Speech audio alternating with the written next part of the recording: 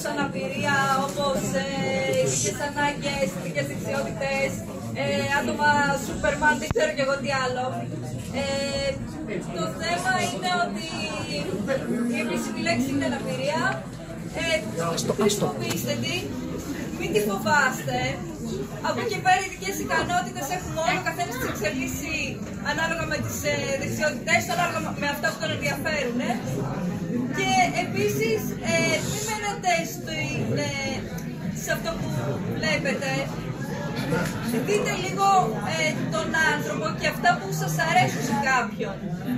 Δηλαδή, πώς θα πείτε για κάποιον, αυτός, ας πούμε, θα μιλήσετε για κάποιον, αυτός είναι ο κοκκινομάλης, είναι συμπαθητικός, εγώ τον αντιπαθώ και δεν μ' αρέσει και τα σχετικά.